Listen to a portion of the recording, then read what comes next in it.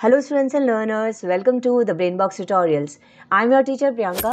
हमने last video से ही शुरू किया था ICSE क्लास 10 फिजिक्स के PYQs चैप्टर वाइज कर रहे थे हम, जो भी 10 इयर्स के थे। तो लास्ट क्लास में हमने किया था फोर्स, और ये क्लास यानी कि ये वीडियो में हम करेंगे second chapter that is work power energy के PYQs प्रीवियस ईयर क्वेश्चन जो कि 10 इयर्स में आ चुके हैं, that is from 2014 till last year 2023 तक जो सम्स जो क्वेश्चंस आए हुए हैं वर्क पावर एनर्जी से बोर्ड एग्जाम में, वो सारे हम आज सॉल्व करते हैं। तो चलो शुरू करते हैं। सबसे पहले 2023 के आए हुए क्वेश्चंस हैं। पहला है MCQ, लिखा है when the speed of a moving object is doubled then its kinetic energy, और 4 ऑप्शन है remains the same, decreases, is doubled, and last option दिया है बिकम्स 4 टाइम्स। और करेक्ट ऑप्शन होगा इसमें बिकम्स 4 टाइम्स। ये कैसे होता है इसको मैं यहाँ पे करके भी दिखा देती हूँ। देखो, काइनेटिक एनर्जी होता है हाफ mv², ये मैंने फॉर्मूला लिख दिया। मान लो वेलोसिटी v है तो v² हमने लिखा, लेकिन अगर हम उसकी स्पीड को डबल कर देते हैं यानी कि नई काइनेटिक एनर्जी कितनी हो जाएगी, हाफ तो है वैसे ही, m भी सेम ही है तो सेम ही रहेगा, लेकिन v अगर 2v हो चुका है, 2v का स्क्वायर करे तो होता है 4v², राइट। तो 4v² का मतलब, अब हम इनको कंपेयर करें तो दोनों को, तो देखो दोनों में हाफ हाफ कट गया, ओके। और उसके बाद में सेम मास है तो मास भी कट गया, v² भी कट गया, तो क्या बचा, ऊपर 1 और नीचे 4, ठीक है। इसका मतलब जो भी थी काइनेटिक एनर्जी उसका 4 टाइम्स हो चुका है, 1:4 का रेशियो आ गया है, यानी 4 टाइम्स हो चुका है नेक्स्ट, यानी कि डी ऑप्शन करेक्ट है, ओके। नाउ आते हैं सेकंड वाले में। सेकंड में लिखा है the energy conversion in a washing machine is from number A magnetic to electrical, number B electrical to mechanical, number C electrical to magnetic, and number D magnetic to electrical. एक washing machine में electric motor होता है, और electric motor तुम लोगों ने electromagnetism chapter में भी किया होगा कि इलेक्ट्रिक मोटर क्या करता है, इलेक्ट्रिक एनर्जी को मैकेनिकल एनर्जी में कन्वर्ट करता है। इसका मतलब कि option number B electrical to mechanical will be the correct option. ना आते हैं अपने नेक्स्ट क्वेश्चन में। क्वेश्चन नंबर 3 पार्ट ए में लिखा है what should be the angle between the direction of force and the direction of displacement for work to be negative. अगर negative, see 3 तरीके के वर्क होते हैं, पॉजिटिव वर्क, नेगेटिव वर्क और work zero होता है। पॉजिटिव वर्क होता है जब फोर्स जिस डायरेक्शन में लग रहा है उसी डायरेक्शन में डिस्प्लेसमेंट हो, यानी कि एंगल जो है वो 0 डिग्री होता है उनके बीच का। और नेगेटिव तब होता है जब फोर्स जहाँ लग रहा है उसके ऑपोजिट डायरेक्शन में डिस्प्लेसमेंट हो, यानी कि दोनों के बीच का एंगल जो है वो 180 डिग्री होता है। तो यहाँ क्वेश्चन पूछ रहा है क्या एंगल होना चाहिए, तो आंसर होगा हमारा 180 डिग्री। आते हैं नंबर बी में, लिखा है name the physical quantity obtained using the formula U/H, जहाँ U is the potential energy and H is the height. तो U पोटेंशियल एनर्जी है और पोटेंशियल एनर्जी का फॉर्मूला होता है mgh। तो यानी कि U/H यानी mgh/h है। तो mgh/h करने से हमारा h कैंसिल हो जाता है तो mg बचता है, और mg that is mass into acceleration due to gravity, ये किसका यूनिट है, नाउ ये फोर्स का यूनिट है। तो हमको कौन सा फिजिकल क्वांटिटी मिला, हमको फोर्स मिला। फोर्स बोल सकते हो या वेट भी बोल सकते हो, कोई फर्क नहीं पड़ता, weight is also kind of force. Force एक प्रॉपर आंसर होगा, बट वेट कोई लिखता है तो रॉन्ग नहीं होगा। ना आते हैं नेक्स्ट क्वेश्चन में, लिखा है calculate the power spent by a crane while lifting a load of mass 2000 kg and velocity of 1.5 meter per second. Now power का एक फॉर्मूला है फोर्स मल्टीप्लाइड बाय वेलोसिटी। हमारे पास वेलोसिटी तो है 1.5 मीटर पर सेकेंड, फोर्स नहीं है, पर मास दिया है, तो mass into G that is mg करेंगे तो फोर्स आ जाएगा। फोर्स या वेट सेम ही होता है, तो हम पहले फोर्स निकाल देते हैं। फोर्स होता है mg, तो mg का मतलब हो गया यहाँ पे 2000 तो kg है, और उसको मल्टीप्लाई करते हैं 10 मीटर पर सेकेंड स्क्वायर से, तो हमारा आंसर आ गया 20,000 न्यूटन, ये हमारा फोर्स आ गया। अब हम आराम से पावर निकाल सकते हैं। पावर होता है फोर्स मल्टीप्लाइड बाय वेलोसिटी, तो फोर्स मल्टीप्लाइड बाय वेलोसिटी का मतलब हो गया यहाँ पे फोर्स है 20,000, मल्टीप्लाई किया उसको वेलोसिटी से दैट इज़ 1.5, तो हमको यूनिट भी चेंज करने की ज़रूरत नहीं है, सब ऐसा ही यूनिट में ही है, तो इसका आंसर आ गया 30,000 एंड पावर होता है वॉट में, तो 30,000 वॉट भी लिख सकते हो या 30 किलो वॉट भी लिख सकते हो, कोई फ़र्क नहीं पड़ता, कैसे भी लिखो। करते हैं अपना नेक्स्ट सम। लिखा है a car of mass 120 kg is moving at a speed 18 km per hour and it accelerates to attain a speed of 54 km per hour in 5 seconds। हमको दो चीज़ें कैलकुलेट करनी है। नंबर ए लिखा है the work done by the engine and number B दिया है the power of the engine. Work done का फॉर्मूला होता है, वर्क होता है फोर्स मल्टीप्लाइड बाई एस मतलब डिस्प्लेसमेंट। हमको यहाँ फोर्स पता करना है और डिस्प्लेसमेंट पता करना है। देखो फोर्स के लिए तो हम ऐसा करते हैं कि force is equal to, because M G होता है तो जी मतलब यहाँ एम ए होता है, तो force is equal to M A. हमको एक्सेलरेशन चाहिएगा तब हम फोर्स निकाल पाएंगे। एक्सेलरेशन का फॉर्मूला क्या होता है? एक्सेलरेशन होता है v minus you upon T. तो यहाँ सब चीज़ें निकाल देते हैं, बट सबसे पहले हमको ये v और u को किलोमीटर पर आवर है तो इसको मीटर पर सेकंड में करना पड़ेगा। तो u जो है 18 किलोमीटर पर आवर, उसको हम जब मीटर पर सेकंड में करेंगे तो रिमेंबर किलोमीटर पर आवर को हम मीटर पर सेकंड में करते हैं तो 5/18 से मल्टीप्लाई करते हैं। इसका मतलब ये आ गया हमारा 5 मीटर पर सेकेंड, ठीक है। और जो v है, v यहाँ पे दिया हुआ है 54, तो 54 किलोमीटर पर आवर को अगेन हम 5/18 से मल्टीप्लाई करेंगे तो 18 3 ज़ार 54 होता है, 3 5 ज़ार 15, यानी कि इसका आंसर हो गया 15 मीटर पर सेकेंड। अब हम एक्सेलरेशन निकाल सकते हैं v minus you upon T. v minus you हो गया 15 माइनस 5, 15 माइनस 5 मतलब 10, 10 डिवाइडेड बाई टाइम, टाइम यहाँ 5 सेकेंड्स दिया हुआ है, तो यानी कि एक्सेलरेशन हमारा 2 मीटर पर सेकेंड स्क्वायर हो गया। अब क्योंकि फोर्स हमने ऊपर लिखा है मास मल्टीप्लाइड बाय एक्सेलरेशन होता है, मास मतलब 120 kg है ही, और उसको एक्सेलरेशन दैट इज 2 से कर देते हैं तो 240 न्यूटन ये हमारा फोर्स आ गया। अब हमको चाहिए डिस्प्लेसमेंट, तो डिस्प्लेसमेंट के लिए हम फॉर्मूला यूज़ कर देते हैं S is equal to U T plus half A T square, ये हमारा फॉर्मूला होता है डिस्प्लेसमेंट का। हमारे पास सब है। u का मतलब होता है इनिशियल वेलोसिटी, इनिशियल वेलोसिटी 5 है, 5 को टाइम दैट इज़ 5 से मल्टीप्लाई करें तो होता है 25, और 25 में प्लस करते हैं हाफ ए का मतलब है अभी जो आया एक्सेलरेशन 2 इंटू टी का स्क्वायर, टाइम था 5 का स्क्वायर होता है 25। तो इसको सॉल्व कर देते हैं तो हमारा आंसर आया 25 प्लस 25 दैट इज़ 50। तो ये 50 मीटर हमारा डिस्प्लेसमेंट हो गया। अब हमारा वर्क आराम से आ जाएगा, वर्क होगा फोर्स दैट इज़ 240, उसको हम मल्टीप्लाई करेंगे डिस्प्लेसमेंट यानी 50 से, तो आंसर आ गया 12,000 जूल। और अब नेक्स्ट पार्ट पूछ रहा है पावर निकालो, तो पावर होता है वर्क अपॉन टाइम, पावर होता है वर्क अपॉन टाइम। तो वर्क अभी अभी आया 12,000 और टाइम हमको पता है 5 है, तो ये हमारा आंसर आ गया 2400 वॉट, ये हमारा आंसर। अब करते हैं 2021 सेमेस्टर 1 में आए हुए क्वेश्चंस। लिखा है पहला, a coolie raises a load upwards against the force of gravity, then the work done by the load is. Options हैं number A 0, number B positive work, number C is negative work and number D है none of this. Now see, जो load है वो against the force of gravity जा रहा है, ऊपर की तरफ जा रहा है अपवर्ड्स, और ग्रेविटी उसको नीचे की तरफ खींच रही है। तो जब फोर्स जहाँ लग रहा हो उसके अगेंस्ट, उसके बिल्कुल ऑपोजिट डायरेक्शन में अगर डिस्प्लेसमेंट हो रहा है तो जो एंगल बनता है वो 180 डिग्री बनता है और हम उसको नेगेटिव वर्क बोलते हैं। इसका मतलब इसका करेक्ट ऑप्शन नेगेटिव होगा। एक्सप्लेनेशन के लिए मैं तुम लोगों को ये पार्ट लिख देती हूँ। नाउ ये पार्ट क्या लिखा मैंने, the coolie has raise the load in upward direction, मतलब डिस्प्लेसमेंट जो है वो it is in the opposite direction to that of force of gravity. और जब ऐसा होता है तो हम work done by a load negative consider करते हैं, that is why number C होगा उसका correct answer.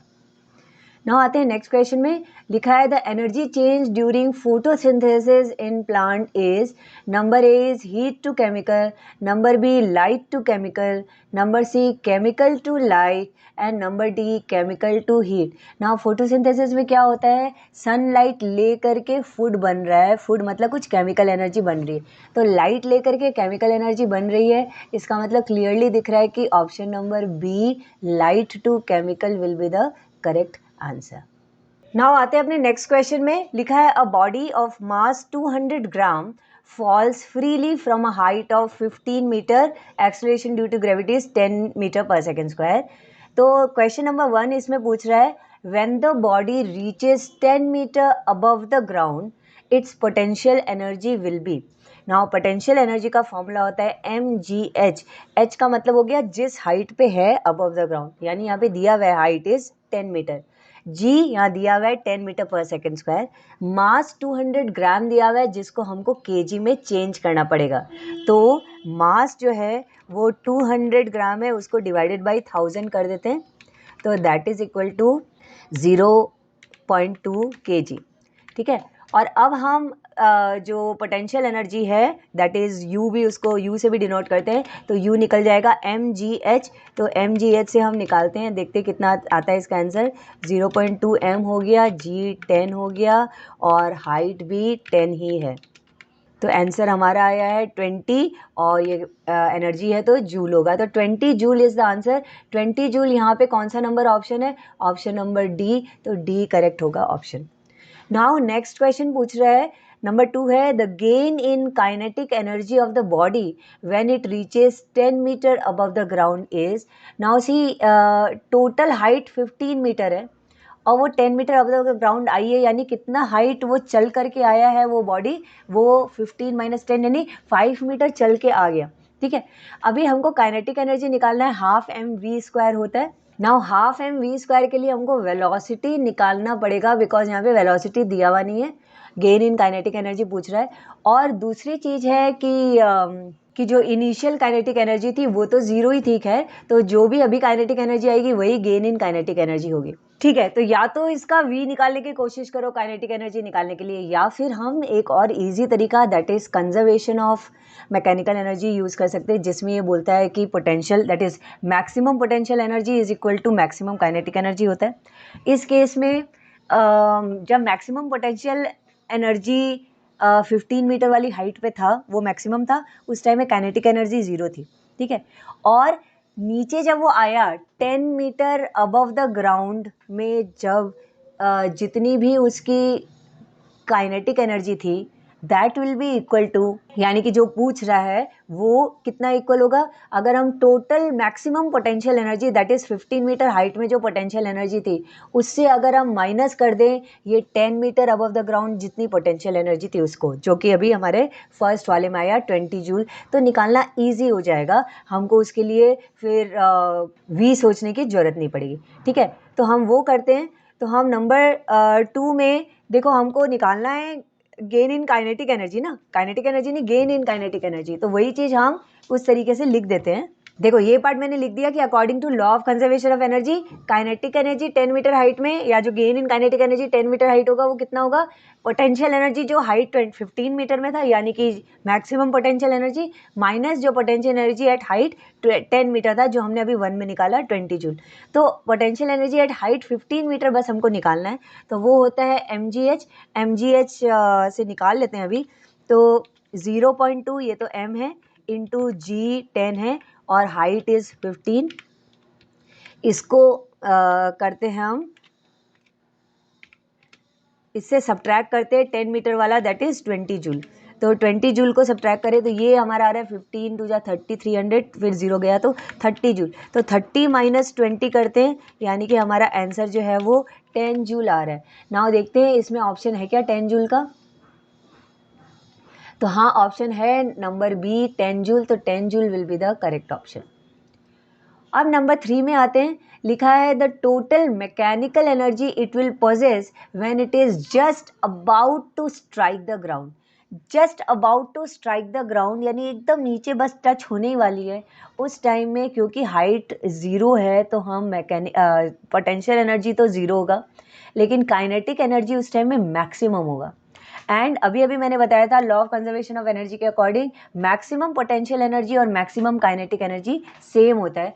Maximum potential energy 15 metre की हाइट पे कितना था 30, तो मैक्सिमम काइनेटिक एनर्जी भी 30 होगा यानी कि उस टाइम में टोटल मैकेनिकल एनर्जी 30 होगा. अब हम इसको सॉल्व कर देते हैं, पर ये ऑप्शन जो है C करेक्ट होगा. अब मैं सॉल्व करके बता देती हूँ.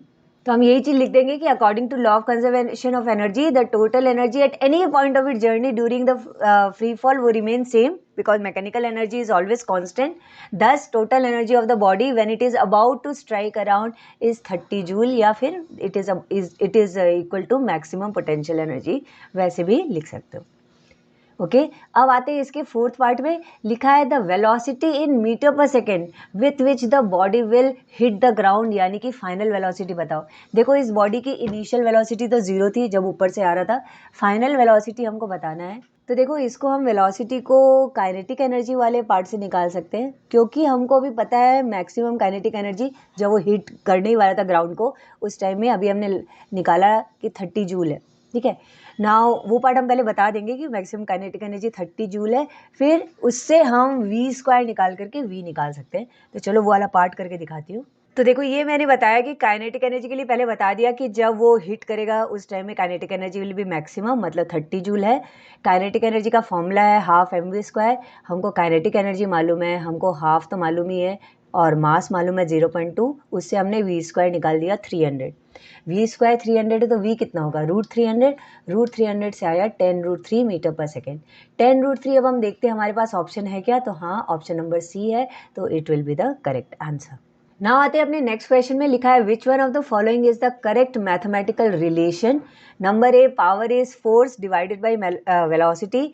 Number B power is force into acceleration. Number C power is force upon acceleration. And number D दी है power is equal to force into velocity. अभी अभी हमने इसका एक सम भी किया था पावर का, जिसमें हमने force multiplied by velocity use किया था, तो ये इसका करेक्ट आंसर होगा. ना आते हैं अपने नेक्स्ट क्वेश्चन में. लिखा है joule is equal to dash erg, तो इसका आंसर होगा 10⁻7. 1 जूल इज इक्वल टू 10⁻7 अर्ग होता है. करते हैं सम नंबर 11. लिखा है a light body A and a heavy body B have the same momentum. Choose a correct statement from the given option. 4 option है. Kinetic energy of body A that is light body जो है and body B will be the same. Kinetic energy of body A is greater than kinetic energy of body B. दूसरा दिया है kinetic energy of body B is greater than kinetic energy of body A. और last one दिया है unless we know the velocity we can not find which body has greater kinetic energy. हमको इसमें से correct option पता करना है. Now see हमारे पास एक रिलेशन है और ये है वो रिलेशन कि kinetic energy that is k is equal to P square by 2m. p मतलब कि मोमेंटम, तो मोमेंटम का स्क्वायर अपॉन 2m होता है, ये फॉर्मूला है. ठीक है, अभी मोमेंटम दोनों का सेम है, तो मोमेंटम अगर सेम है तो काइनेटिक एनर्जी ऑफ ए लो या बी लो, मोमेंटम हट गया हमारा. नीचे है 2m, उसका 2 तुम्हारा कांस्टेंट है तो 2 भी हट गया. तो अब बचता क्या है कि k is inversely proportional to m. ठीक है, या हम ऐसे लिख सकते हैं. ठीक है, k is inversely proportional to 1/m. इसका मतलब जितना ज़्यादा मास होगा उतनी कम काइनेटिक एनर्जी होगी, या जितना कम मास होगा उतनी ज़्यादा काइनेटिक एनर्जी होगी. तो कम मास होगा उसकी एनर्जी ज़्यादा होगी, यानी कि यहाँ पे जो ऑप्शन नंबर बी दिया है that will be correct, because यहाँ लिखा है kinetic energy of body A is greater than kinetic energy of body B, यानी कि लाइटर बॉडी जो होगी उसका काइनेटिक एनर्जी ज़्यादा होगा. तो option B will be the correct option. Now next question है if the ratio of kinetic energies of A and B is 5:2 then which one of the following gives the mass ratio of the bodies respectively. यानी A का मास इस to be का मास कौन सा वाला होगा. तो देखो काइनेटिक एनर्जी 5:2 दिया है और काइनेटिक एनर्जी का फॉर्मूला जो है वो है हाफ mv स्क्वायर. तो दोनों का रेशियो हम कैसे लिखेंगे, ये हमने किया. Kinetic energy of A is to kinetic energy of B क्या है, हाफ mv स्क्वायर ये ए का अपॉन हाफ mv स्क्वायर ये बी का, दो जो हमको पता है कि 5:2 है. अभी इसमें हाफ और हाफ कांस्टेंट है, ये कट गया. अब बचा क्या, ऊपर में mv स्क्वायर है ए के लिए, नीचे भी mv स्क्वायर है बी के लिए. मोमेंटम का फॉर्मूला होता है mv और मोमेंटम का स्क्वायर करें तो m² v स्क्वायर होता है. हम m² v स्क्वायर तो कर नहीं सकते बिकॉज ये m स्क्वायर नहीं है, लेकिन हम इसको स्क्वायर बदल सकते कैसे. हम ऊपर में डिवाइड और मल्टीप्लाई करें ma, मतलब ma अपॉन ma से हम डिवाइड करते हैं और नीचे भी mb अपॉन mb से डिवाइड करते हैं, तो मल्टीप्लाई करते हैं. तो हमारा क्या आएगा आंसर, तो ऊपर तो m² v स्क्वायर हो गया, इसका मतलब कि मोमेंटम का स्क्वायर mv का होल स्क्वायर p स्क्वायर, और नीचे बचेगा हमारा एक मास खाली, दैट इज़ मास ऑफ ए। ये तो हुआ ऊपर वाले पार्ट में। सेम चीज़ अगर हम नीचे बी में करें, यानी कि mass of B in upon mass of B से मल्टीप्लाई करें, तो ऊपर मास इंटू वेलोसिटी का स्क्वायर हो जाएगा, यानी कि मोमेंटम का स्क्वायर कर देंगे, एंड डिवाइडेड बाई नीचे एक मास बचेगा एम बी। ठीक है, ये करते हैं। ये क्या है? ये kinetic energy of A upon kinetic energy of B है। ठीक है, जो हम ऊपर में लिखे थे वही हम नीचे लिख देते हैं। अभी टेकिंग मोमेंटम एज सेम, हम पी स्क्वायर भी काट दें, तो अब हमारे पास में क्या बचता है? अब हमारे पास में बचता है kinetic energy of A upon kinetic energy of B is equal to 1/ma upon 1/mb, या फिर इसको रेसिप्रोकल करके हम ऐसे भी लिख सकते हैं कि mass of B upon mass of A. ठीक है, और kinetic energy of A upon B हमको दिया हुआ है 5:2 है, तो यानी कि 5/2 is equal to mb upon ma। ठीक है, और हमको चाहिए ma अपॉन mb, तो ma अपॉन mb कितना हो जाएगा? उल्टा हो जाएगा 2:5, ये आंसर हो जाएगा ma अपॉन mb। ये हमारा कौन सा आंसर है? ये हमारा ऑप्शन सी है, तो C will be the correct option. ना आते हैं 2020 के क्वेश्चंस में। पहला क्वेश्चन लिखा हुआ है, a crane A lift a heavy load in 5 seconds whereas another crane B does the same work in 2 seconds compare the power of crane A to that of crane B. तो हमको compare करना है power of crane A to that of power of crane B. और देखो दोनों same काम कर रहे हैं, वर्क सेम है दोनों का, दोनों क्रेन एक पर्टिकुलर लोड को लिफ्ट कर रहे हैं दोनों का। क्योंकि वर्क सेम है तो हम दोनों के वर्क को W ले लेते हैं, और पावर का फॉर्मूला होता है वर्क अपॉन टाइम। अब हम इन दोनों को कंपेयर करते हैं, तो ये आ गया दोनों का work upon time, that is W/5 upon work upon time W/2। Same work है तो वर्क कट गए, तो हमारा आंसर आया 1/5 अपॉन 1/2, या इसको 2/5 भी लिख सकते हैं। तो यही रेशियो भी होगा 2:5। नाउ आते हैं नेक्स्ट क्वेश्चन में। लिखा है define a kilowatt hour and how is it related two joule. Now kilowatt hour भी एक यूनिट है एनर्जी का, और इसका मतलब क्या हुआ कि एक जो एनर्जी कितना स्पेंड हुआ या वर्क कितना किया 1 किलोवाट पावर ने 1 आवर में। ठीक है, और उसका रिलेशन जूल से है। 1 kilowatt hour is equal to 3.6 into 10⁶ joule. यही हम लिख देते हैं कि kilowatt hour is the energy spent या work done by a source of power 1 kilowatt in 1 hour, और 1 किलोवाट आवर जूल में क्या रिलेशन है कि 1 kilowatt hour is equal to 3.6 into 10⁶ joule. Okay, now coming to next question. लिखा है a satellite revolves around a planet in a circular orbit, what is the work done by the satellite at any instant and give reason। ना अगर satellite एक circular orbit में घूम रहा है, मतलब एक सर्कुलर पाथ में घूम रहा है, तो सेंटर पे एक सेंट्रीपिटल फोर्स एक्ट कर रहा है, दैट इज जो फोर्स टुवर्ड्स द सेंटर, यानी कि प्लैनेट की तरफ। ये फोर्स प्लैनेट की तरफ है, और ये जो जहाँ डिस्प्लेसमेंट हो रहा है सैटेलाइट का उससे बिल्कुल टेंजेंट है। टेंजेंट है मतलब बिल्कुल 90 डिग्री बनाता है, और कोई भी फोर्स अगर डिस्प्लेसमेंट से 90 डिग्री बनाए तो वर्क ज़ीरो माना जाता है, इसीलिए हम वर्क ज़ीरो ले लेंगे। डायरेक्टली ऐसे भी लिख सकते हो वर्क ज़ीरो माना जाता है तो हम ज़ीरो ले रहे हैं, या फिर ये भी बता सकते हो कि इसलिए ज़ीरो कैसे होगा 90 डिग्री के कारण, F into S into cos theta होता है, यहाँ पे कॉस 90 डिग्री बन रहा है इसलिए वर्क ज़ीरो हो जाएगा। तो हम ये लिखेंगे। ओके, तो हम लिखेंगे कि when the satellite revolves around a planet then एक सेंट्रीपिटल फोर्स है जो एक्ट्स टुवर्ड्स द सेंटर, मतलब कि towards the planet, and the displacement is tangential या टेंजेंट होता है to the force. So angle between F and S 90 degree हो गया, बिकॉज हमको पता है रेडियस और टेंजेंट मिल करके एंगल 90 बनाते हैं। अभी वर्क डन क्या होता है, F into S into cos theta. Cos theta यहाँ 90, तो कॉस 90 डिग्री, कॉस 90 जीरो होता है, तो टोटल आंसर हमारा जीरो हो जाएगा, इसीलिए वर्क डन जीरो होगा। नाउ नेक्स्ट क्वेश्चन है, give one example of each when number 1 chemical energy changes into electrical energy, और दूसरा है electrical energy changes into sound energy. Now पहला केमिकल एनर्जी जो चेंज होता है इलेक्ट्रिकल एनर्जी में, हम सेल लिख सकते हैं, सेल या बैटरी कुछ भी लिख सकते हैं, और number 2 electrical energy sound energy में चेंज हो रहा है, तो उसका एग्जाम्पल लाउड स्पीकर हो सकता है। तो ये हमारा आंसर्स हो गया। नाउ नेक्स्ट क्वेश्चन लिखा है a body of mass 10 kg is kept at a height of 5 metre, it is allowed to fall and reach the ground. Okay, so number 1 में पूछ रहा है what is the total mechanical energy possessed by the body at a height of 2 meter assuming that it is a frictionless medium। ना देखो 2 metre में इसकी mechanical energy क्या थी, इसके दो तरीके निकालने के। पहला तो मैकेनिकल एनर्जी होता है kinetic energy plus potential energy. तो जब 2 मीटर की हाइट पे वो पहुंचा उस टाइम में कितनी काइनेटिक एनर्जी थी और कितनी पोटेंशियल एनर्जी थी, दोनों अलग अलग निकालते हैं, प्लस करते हैं और हमको मैकेनिकल एनर्जी निकल जाएगी। ना हमको दिख रहा है कि मैकेनिकल एनर्जी में हमको पोटेंशियल एनर्जी निकालना ईजी हो रहा है बिकॉज mgh वाला फॉर्मूला लग रहा है, लेकिन काइनेटिक एनर्जी हाफ mv² थोड़ा सा डिफिकल्ट हो जाएगा बिकॉज हमको वेलोसिटी नहीं मालूम। दूसरा तरीका क्या है, टोटल मैकेनिकल एनर्जी हमेशा कंजर्व्ड रहता है, यानी हमेशा कांस्टेंट रहता है, सेम रहता है। और सेम रहता है तो फिर हम ऐसा कर सकते हैं कि हाईएस्ट पोजीशन में पोटेंशियल एनर्जी मैक्सिमम होती है और काइनेटिक एनर्जी ज़ीरो होती है। इसका मतलब टोटल मैकेनिकल एनर्जी जो है वो बिल्कुल मैक्सिमम पोटेंशियल एनर्जी के बराबर है। तो हम मैक्सिमम पोटेंशियल एनर्जी फटाफट निकाल सकते हैं, उससे हमारा टोटल मैकेनिकल एनर्जी निकल जाएगा। क्लियर है, तो हम वही लिख लेते हैं यहाँ पे।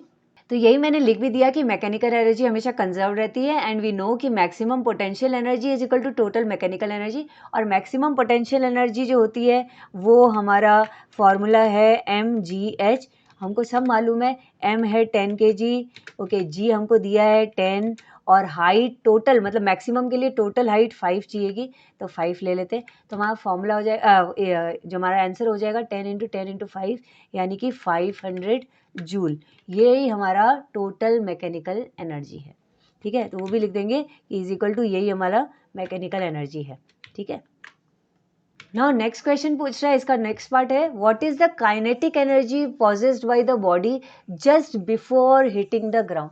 देखो ये भी सेम ही चीज़ है, मैक्सिमम पोटेंशियल एनर्जी एकदम ऊपर रहता है, उस टाइम में काइनेटिक एनर्जी ज़ीरो रहती है, और मैक्सिमम काइनेटिक एनर्जी बिल्कुल नीचे रहता है just before hitting the ground, उस टाइम में पोटेंशियल एनर्जी जो है वो ज़ीरो रहती है। इसका मतलब अगेन जो नीचे का अगर हम निकालेंगे कि नीचे में मैकेनिकल एनर्जी कितनी है, तो पोटेंशियल प्लस काइनेटिक होगा, पोटेंशियल ज़ीरो है यानी कि सारी की सारी mechanical energy is equal to maximum kinetic energy, यानी अगेन इसका आंसर भी सेम आने वाला है 500। यही चीज़ हम यहाँ पे लिख देंगे। तो यही मैंने लिख दिया कि we know maximum potential energy is equal to maximum kinetic energy that is equal to total mechanical energy, और इसलिए ये काइनेटिक एनर्जी जो पूछ रहा है that will be same 500 joule.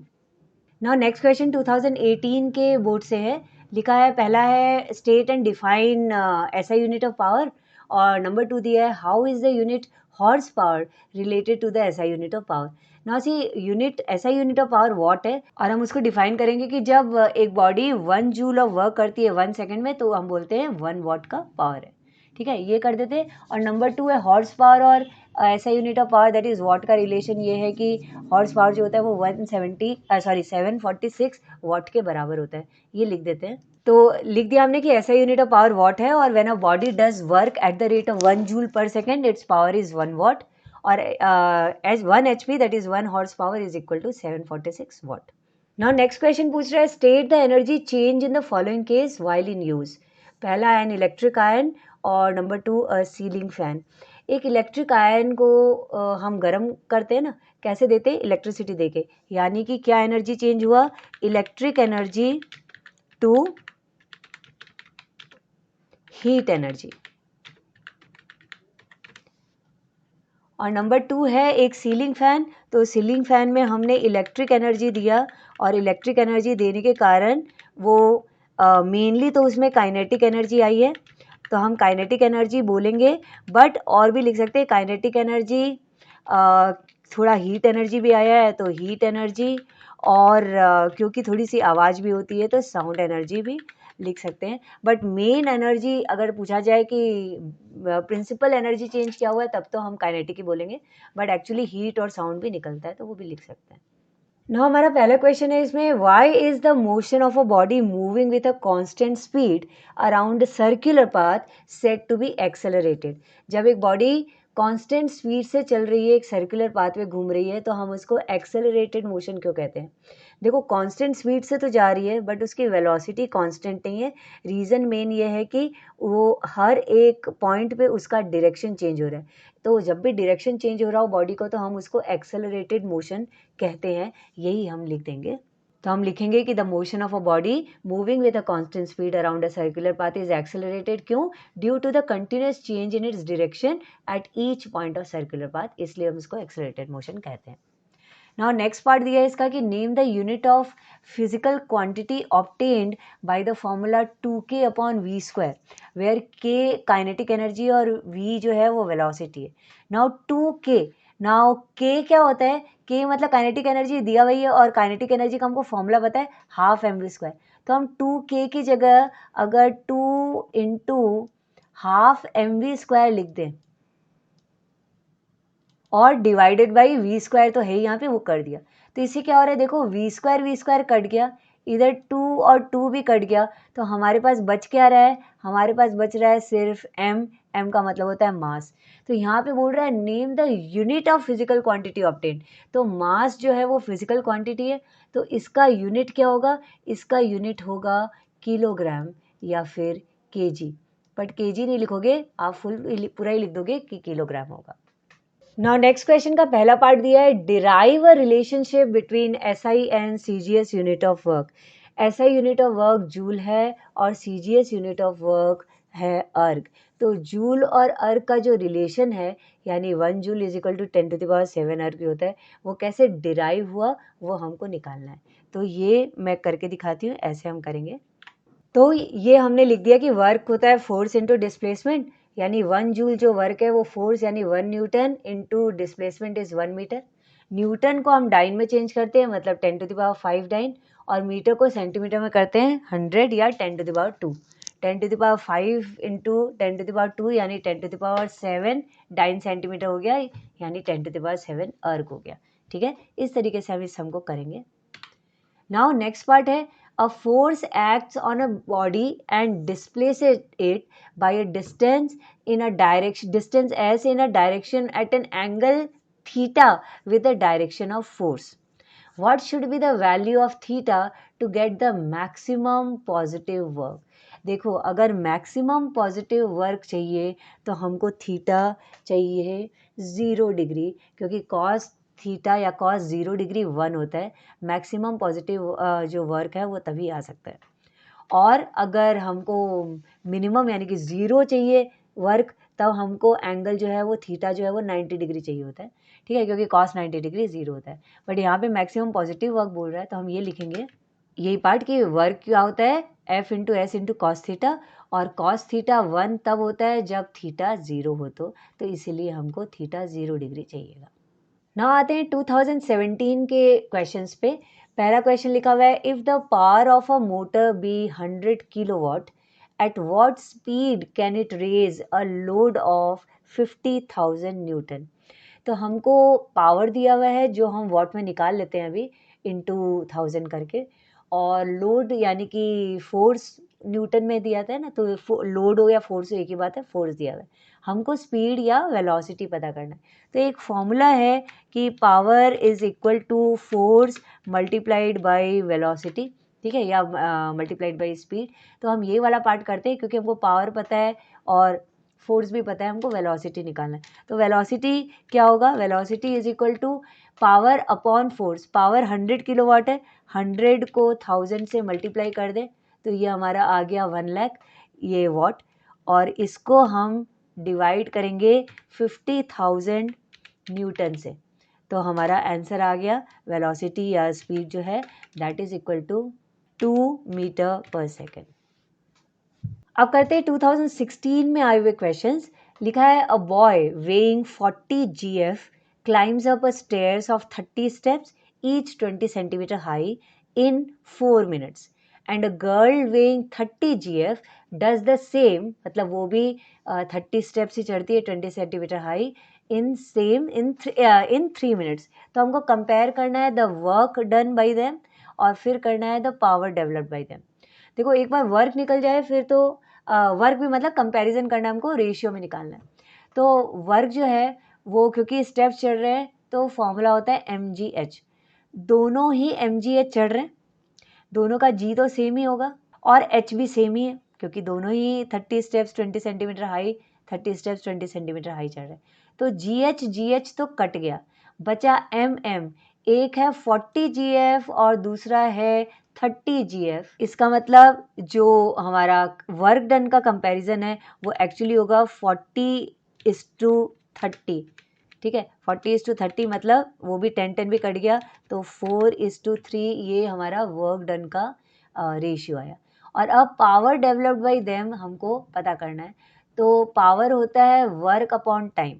तो मान लो वर्क जो है वो 4x और 3x है, ठीक है। Let the work done be 4x and 3x joule respectively. अब जितना टाइम लगाते पावर क्या होता है वर्क अपॉन टाइम। तो जो बॉय होगा बॉय का पावर होगा work upon time that is 4x upon time उसको लगा था 4 मिनट्स। 4 को हम सेकंड में चेंज कर लेते हैं, चलो 4×60 यानी कि 240। ओके, और गर्ल का है वर्क 3x और 3x डिवाइडेड बाई उसको 3 मिनट लगे गर्ल को। 3 मिनट का मतलब हो गया 3×60 यानी कि 180। अब इसको कंपेयर करते हैं, कंपेयर मतलब 4x अपॉन 240 इस to 3x upon 180। x cancel हो जाएगा, x और x कैंसिल हो गया, ठीक है। नीचे का 0 0 कैंसिल हो गया, 6 से जा रहा है 6 3 जार 18 और ये 6 4 जार, ठीक है। और यहाँ का 4 और 4 कैंसिल हो गया, इधर का 3 और 3 कैंसिल हो गया, यानी यहाँ का सब चला गया, ये 1 बचा और इस टू यहाँ वाला भी सब चला गया, ये 1 बचा। यानी कि इसका पावर कितना है, दोनों का ही पावर 1:1 है, यानी कि पावर सेम है। नाउ 2015 का ये क्वेश्चन है, इसमें पहला पार्ट पूछ रहा है how is work done by a force measured when the force number 1 लिखा है कि is in the direction of the displacement, तब हम कैसे वर्क डन निकालते हैं। और सेकंड बोल रहा है is at an angle to the direction of displacement. देखो जब कोई एंगल नहीं दिया हुआ हो तो हम मानते हैं कि सीधा चल रहा है, यानी फोर्स और डिस्प्लेसमेंट का सेम डायरेक्शन है, तो ऐसे में हम नॉर्मली वर्क निकाल लेते हैं F×S। लेकिन अगर कोई एंगल होता है तो हम उस एंगल को थीटा मान लेते हैं और हमारा फॉर्मूला होता है F×S×cos थीटा। इसी को हम लिख देंगे, तो ये हमारा आंसर लिख देंगे कि हम कि जब डायरेक्शन ऑफ डिस्प्लेसमेंट में होता है तो F×S फोर्स इंटू डिस्प्लेसमेंट, लेकिन जब एक एंगल में होता है तो F×S×cos थीटा होता है, मतलब force into component of displacement होता है in the direction of force. Now आते हैं क्वेश्चन नंबर बी में, लिखा है state the energy change in the following while in use. पहला है burning of a candle and number 2 है अ स्टीम इंजन। तो देखो बर्निंग ऑफ कैंडल में तो होगा पहले एक केमिकल एनर्जी से चेंज हुआ वो लाइट एनर्जी में, तो वही पार्ट हम लिख देते हैं कि कैंडल में क्या हुआ, chemical energy to light energy. और नंबर 2 जो है उसमें स्टीम इंजन, तो स्टीम इंजन में कोल की जो केमिकल एनर्जी थी वो पहले हीट एनर्जी में कन्वर्ट हुई और फिर हीट एनर्जी से मैकेनिकल एनर्जी में या फिर काइनेटिक एनर्जी में, तो वही हम लिखेंगे कि chemical energy of coal to heat energy to kinetic energy, kinetic की जगह मैकेनिकल एनर्जी भी लिख सकते हैं। नाउ आते हैं नंबर सी में, लिखा है a seizure is a dash multiplier. तो सीजर का हम लिखेंगे ये एक फोर्स मल्टीप्लायर है क्योंकि एफर्ट कम लगा करके हम लोड दैट इज जो कपड़ा है वो काटते हैं।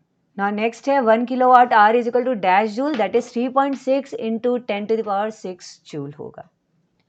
नाउ आते हैं नंबर डी में, लिखा है Rajan exerts a force of 150 newton in pulling a cart at a constant speed of 10 metre पर second, calculate the power exerted. Now power का एक और फॉर्मूला जो हम लोग अभी पहले वाले भी कुछ बोर्ड के क्वेश्चंस में किए हैं, कि power is equal to force multiplied by velocity होता है। यहाँ पे भी फोर्स 150 है एंड वेलोसिटी या स्पीड जो है वो 10 दिया हुआ है, तो हम बहुत आराम से इसका आंसर निकाल देंगे। तो हम लिखेंगे power is equal to force multiplied by velocity होता है। नाउ यहाँ पे फोर्स दिया हुआ है 150 न्यूटन और वेलोसिटी दिया हुआ है 10 मीटर पर सेकेंड, तो हम इसको मल्टीप्लाई करके आंसर ले आते हैं। 1500 वॉट इज द आंसर। ना आते हैं 2014 के क्वेश्चंस पे। पहला पार्ट दिया हुआ है when does a force do work, और नंबर 2 दिया है what is the work done by the moon when it revolves around the earth. So when does a force do work, work is said to be done by a force when that force displaces the body और changes its configuration. वही part हम लिख देंगे। ठीक है, अब आते हैं नेक्स्ट वाले पार्ट में। लिखा था कि मून का क्या वर्क होगा when it revolves around the earth, because again ये सर्कुलर मोशन में मून घूम रहा है, तो ये वर्क डन ज़ीरो होगा, बिकॉज सेंटर में अर्थ उसको पुल कर रहा होता है सेंट्रीपिटल फोर्स से, और जो फोर्स रहता है और जो मून का एक्चुअल पाथ होता है वो टेंजेंट होता है, यानी दोनों 90 डिग्री बनाते हैं। और जब भी फोर्स डिस्प्लेसमेंट से 90 डिग्री बनाए तो जो थीटा होता है, एंगल होता है, मतलब वैल्यू जो होती है वो ज़ीरो होती है, तो वर्क डन भी ज़ीरो आ जाता है। तो यही पार्ट हम लिख देंगे कि the work done by the moon when it revolves around the earth zero होता है। और क्यों? Because here displacement of moon and gravitational force एक दूसरे पे परपेंडिकुलर होते हैं। वर्क डन के फॉर्मूला के साथ भी एक्सप्लेन कर सकते हैं एक्स्ट्रा में कि F into D into cos theta होता है। फोर्स F है, डी डिस्प्लेसमेंट है एंड थीटा जो एंगल बन रहा है। तो क्योंकि थीटा 90 है तो कॉस 90 ज़ीरो होता है, तो पूरा आंसर ज़ीरो आ जाएगा। So the work done by the moon when it revolves around the earth zero माना जाएगा। नाउ नेक्स्ट क्वेश्चन पूछ रहा है calculate the change in the kinetic energy of a moving body if its velocity is reduce to 1/3 of the initial velocity. यानी अगर पहले velocity v थी तो अभी v/3 हो जाए, अगर ऐसा हो जाए तो काइनेटिक एनर्जी में क्या चेंज आएगा। तो हम करते हैं इस सम को। नाउ सी, यहाँ पे काइनेटिक एनर्जी का फॉर्मूला मैंने लिख दिया कि हाफ mv² होता है। नाउ गिवन है कि velocity is reduce to 1/3 of the original, यानी कि v/3 हो गया, तो न्यू काइनेटिक एनर्जी क्या होगी? Half into m into v/3 का होल स्क्वायर। v/3 का होल स्क्वायर मतलब v²/9, तो हम बाई 9 को अलग रखते हैं, 1/9, हाफ mv² अलग रखते हैं, यानी 1/9 इंटू हाफ mv², यानी पहले की काइनेटिक एनर्जी का 1/9। तो यही पूछ रहा था कि अभी काइनेटिक एनर्जी में क्या फ़र्क पड़ेगा, तो पहले का 1/9 हो जाएगा, यही हमारा आंसर होगा। नाउ नंबर बी पूछ रहा है state the energy changes in the following devices while in use. पहला है एक लाउड स्पीकर। लाउड स्पीकर में क्या होता है, इलेक्ट्रिकल एनर्जी से साउंड एनर्जी निकलती है, वही कन्वर्जन है, यही मैंने लिख दिया। और नेक्स्ट दिया है अ ग्लोइंग इलेक्ट्रिक बल्ब। तो ग्लोइंग इलेक्ट्रिक बल्ब में इलेक्ट्रिसिटी पहले मिलती है, यानी इलेक्ट्रिक एनर्जी जाती है और उससे बल्ब ग्लो करता है, यानी लाइट एनर्जी निकलती है, बट लाइट के साथ साथ हीट एनर्जी भी निकलती है क्योंकि थोड़ा गर्म भी हो जाता है बल्ब। तो हम दोनों चीज़ ही लिख देंगे कि electrical energy to light and heat energy. Now part C पूछ रहा है, पहला क्वेश्चन है what is nuclear energy, and number 2 है name the process used for producing electricity using nuclear energy. तो न्यूक्लियर एनर्जी क्या है? न्यूक्लियर एनर्जी एक तरीके की एनर्जी होती है जो कि न्यूक्लियस से, यानी किसी एटम के न्यूक्लियस से निकलती है। ठीक है, दो तरीके से निकल सकती है, आइदर न्यूक्लियर फिजन से या न्यूक्लियर फ्यूजन से। यही पार्ट हम यहाँ पे लिख देंगे कि nuclear energy is a form of energy release from the nucleus of atoms and this source of energy can be produced in two ways. Fission से भी हो सकता है जब nuclei of atom split into several parts, यानी एक heavy nucleus जो है वो लाइटर न्यूक्लियाई में कन्वर्ट हो, या फिर फ्यूजन हो, मतलब व्हेन न्यूक्लियाई फ्यूज टुगेदर, या फिर जब दो लाइटर न्यूक्लियाई हैवी न्यूक्लियस में बदले। नाउ नंबर 2 था name the process use for producing electricity using nuclear energy. वो प्रोसेस फिजन है, मतलब न्यूक्लियर फिजन, ये प्रोसेस यूज किया जाता है। नाउ नेक्स्ट क्वेश्चन में पार्ट ए पूछ रहा है अ man having a box on his head climbs up a slope and another man having an identical box walks the same distance on a leveled road. Who does more work against the force of gravity and why? देखो इसको अगर मैं एक diagram के through समझाऊं, तो देखो एक आदमी है जो क्लाइंब कर रहा है स्लोप पे, यानी कि वो कुछ ऐसे चढ़ रहा है, ठीक है, जबकि हमारा जो हाइट है वो ये है लेवल ग्राउंड से, ठीक है। अच्छा, और दूसरे केस में एक आदमी है जो सीधा चल रहा है। तो हम पहले केस में देख रहे हैं कि कुछ हाइट है इतनी, लेकिन सेकंड केस में कोई हाइट नहीं है। तो अगर हम पहले वाले केस में वर्क निकाले m इंटू जी इंटू एच, तो h कुछ तो होगा, वर्क कुछ आएगा। लेकिन अगर हम दूसरे वाले केस में m इंटू जी इंटू एच निकालें, तो h जो है वो तो बिल्कुल भी नहीं है, इसका मतलब तो ये वर्क ज़ीरो हो जाएगा, ठीक है। तो यहाँ पे बोल रहा है कि a man having box on his head, जो स्लोप पे चले या फिर लेवल्ड रोड पे चले, who does more work against the force of gravity and why. तो क्लियरली दिख रहा है कि जो स्लोप पे चढ़ रहा है वो ज़्यादा वर्क करेगा। तो एक तरीका तो है, इसको इस तरीके से लिख सकते हैं कि the man having a box on his head climbing up a slope does more work because the work done by the man walking on a levelled road is zero. और उसको और समझा दोगे कि हाइट कैसे एक में है और एक में नहीं है। दूसरा तरीका है, इसको F into S into cos theta से भी समझा सकते हैं कि जो स्लोप पे चल रहा है उसका कॉस थीटा जो है वो कोई वैल्यू होगी, ग्रेविटी के हिसाब से देखें तो कोई वैल्यू रहेगी, लेकिन अगर हम लेवल्ड रोड पे जा रहा है तो उसमें अगेंस्ट फोर्स ऑफ ग्रेविटी जो है कॉस थीटा हमेशा 90 डिग्री रहेगा। 90 डिग्री मतलब ज़ीरो हो गया तो वर्क डन ज़ीरो रहेगा। और इस केस में हम देखेंगे कि 90 से कम ही कोई एंगल बनेगा, तो कोई भी एंगल बने कम से तो वो ज़ीरो से तो बड़ा नंबर होगा, इसका मतलब कोई वैल्यू आएगी, ज़ीरो तो नहीं आएगा। तो अगर हम उसको उस तरीके से आंसर लिखना चाहें तो हम ऐसे लिखेंगे। तो देखो दूसरा तरीका में हम ऐसे बोल सकते हैं कि पहले केस में वर्क डन जो carried out by the man that is slope वाले में F into S into cos theta, और अगर लेवल्ड रोड में है तो वही F into S into cos theta, लेकिन यहाँ कॉस 90 डिग्री है क्योंकि फोर्स ऑफ ग्रेविटी और डिस्प्लेसमेंट नॉर्मल है। तो इसका आंसर ज़ीरो आ गया। तो क्लियरली पता चल गया कि स्लोप वाला जो है वो ज़्यादा वर्क कर रहा है। क्लियर है? नाउ पार्ट बी पूछ रहा है, a body is thrown vertically upwards, its velocity keep on decreasing, what happens to its kinetic energy as its velocity becomes zero. देखो अगर वेलोसिटी ज़ीरो हो जाए यानी कि बिल्कुल अपर पोजीशन में, तो काइनेटिक एनर्जी भी ज़ीरो हो जाएगा, बिकॉज काइनेटिक एनर्जी का फॉर्मूला है half into m into v square. अगर वी ही ज़ीरो है तो पूरी काइनेटिक एनर्जी ज़ीरो हो जाएगी। वही पार्ट हम लिख देंगे यहाँ पे। तो ये हम आंसर में लिख देंगे कि काइनेटिक एनर्जी ज़ीरो हो जाता है, and then according to the law of conservation of energy जो पूरा whole kinetic energy now it is converted into potential energy.